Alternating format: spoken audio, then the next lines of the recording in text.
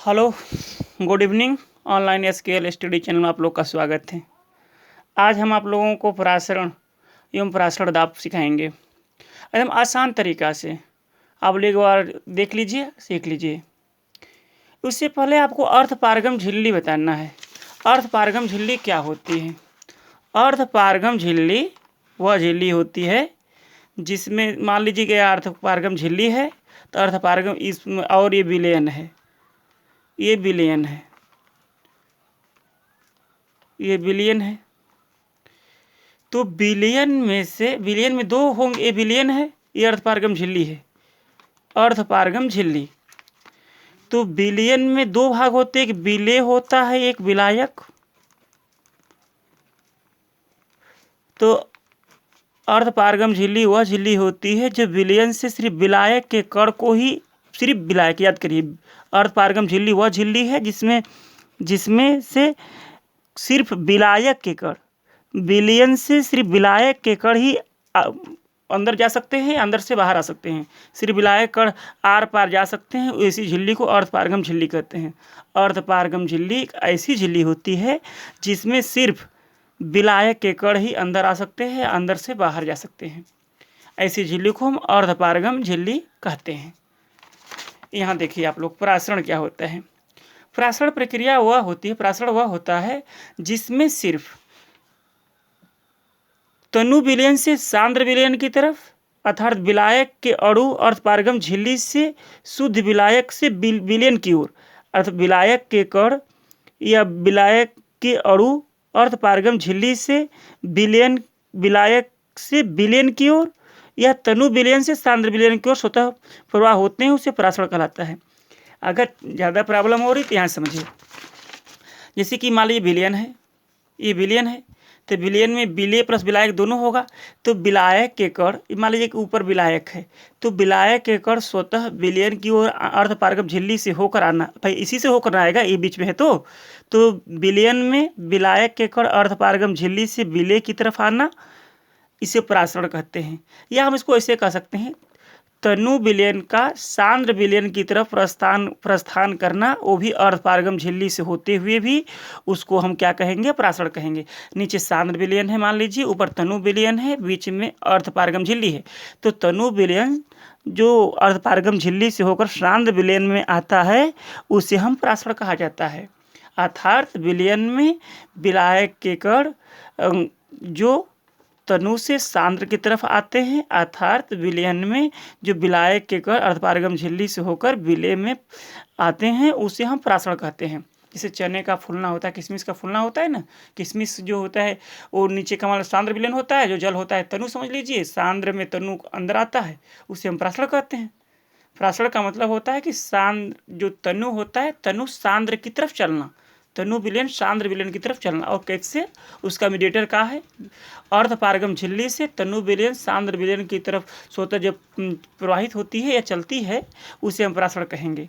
या हम ऐसे कह सकते हैं, विलयन में विलायक का अर्धपारगम झिल्ली से होकर अंदर या अंदर आना या इसमें मिलना, विलयन में विलायक का मिलना ही हम कह सकते हैं परासरण कहलाता है। परासरण क्रिया होती, मान लीजिए कि विलयन है, तो विलयन में ये सोल्यूशन है, तो ऊपर सॉल्वेंट कण विलायक के कण है, ये सेमी मेम्ब्रेनेबल जो हमारी है अर्धपारगम झिल्ली, इसी से होते हुए विलायक के कण विलयन में आते हैं।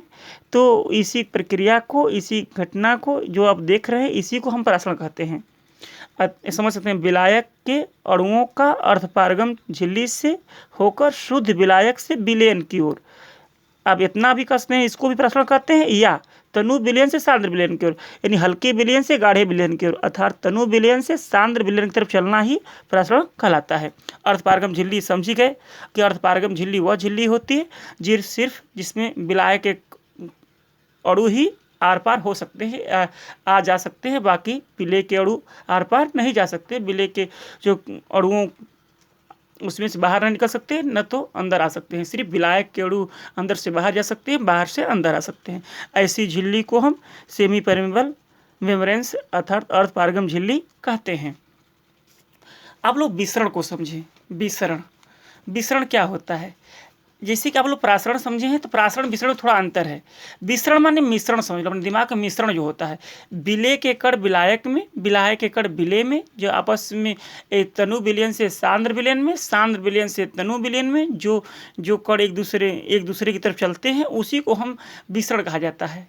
विसरण वह होता है जिसे तनु विलयन से सांद्र विलयन की तरफ, अर्थात सांद्र विलयन से तनु विलयन की तरफ, अर्थात विलय से विलायक की तरफ, विलायक से विलय की तरफ, विलयन से विलायक की तरफ, विलायक से विलय की तरफ याद चलना ही विसरण कहलाता है, डिफ्यूजन।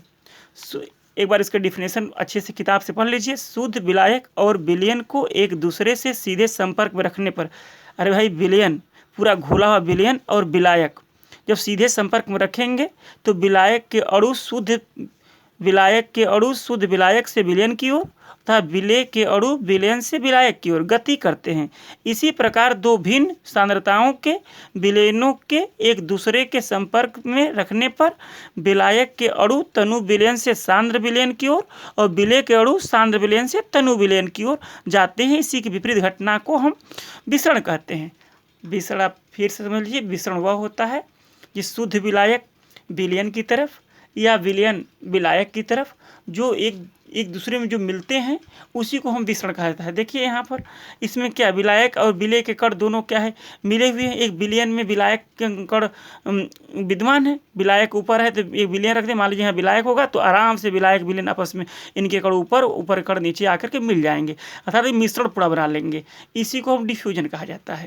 यानी कि जो तनु विलयन से सांद्र विलयन की ओर, विलय के अणु सांद्र विलयन से तनु विलयन की ओर जाते हैं, इसी विपरीत घटना को ही विसरण कहा जाता है।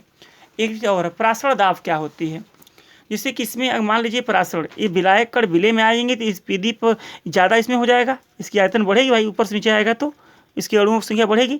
तो प्रासरण प्रक्रिया को रोकने के लिए, प्रासरण क्रिया को रोकने के लिए जो दाब लगाई जाती है, इसको रोकने के लिए भाई इसके विलायक कण विलयन में ना आए, इसको रोकने के लिए जो दाब लगता है उसी को हम प्रासरण दाब कहते हैं। विलयन में जो विलायक के कण विलयन में आते हैं तो इनकी संख्या बढ़ेगी, तो इस पर दाब उत्पन्न होगा। इस दाब होगा, जब दाब इसमें आएगा तो इसी को हम प्रासरण दाब कहेंगे। अर्थात हम विलायक से विलयन में जो कण आते हैं उसको रोकने के लिए जो हम दाब लगाते हैं उसको हम कहते हैं प्रासरण दाब। प्रासरण क्रिया को रोकने के लिए जो हम दाब लगाते हैं अलग से, उसे हम प्रासरण दाब कहा जाता है। यहाँ पर अच्छे से समझ लीजिए, विलयन को अर्धपारगम झिल्ली द्वारा विलायक से पृथक करने पर प्रासरण के कारण उत्पन्न द्रव स्थितिज दाब विलयन के प्रासरण दाब की माप है। क्या कह रहा है, इसका मतलब ये कह रहा है कि अर्धपारगम झिल्ली बीच में है, यही अर्धपारगम झिल्ली द्वारा विलायक है और विलायक से विलयन को अलग करना। कैसे अलग करोगे, इसमें दाब डालोगे, जब दाब डालोगे तो जो दाब होगा यही प्रासरण दाब होगा। ये लिखा है कि विलयन को अर्धपारगम झिल्ली द्वारा विलायक से पृथक करने पर प्रासरण के कारण उत्पन्न द्रव स्थैतिक दाब विलयन के प्रासरण दाब की माप होती है। यदि मान लीजिए, अब सवाल के लिए सूत्र लगेगा, इसकी जरूरत नहीं है। मान लीजिए यदि नली के विलयन का स्तर ऊंचाई h हो, चढ़ता हो, तो विलयन का प्रासरण दाब P स्थैतिज दाब होगा। P बराबर HD, D क्या है, विलयन का घनत्व होता है, घनत्व बराबर द्रव्यमान बटा आयतन। अगर आप लोगों को समझ में आ गया हो, इसको भाई आप लोग बैक करके जरूर देख लीजिएगा। समझ में आ गया होगा तो आप लोग लाइक और सब्सक्राइब शेयर कर दीजिएगा, लाइक तो कर ही दीजिएगा।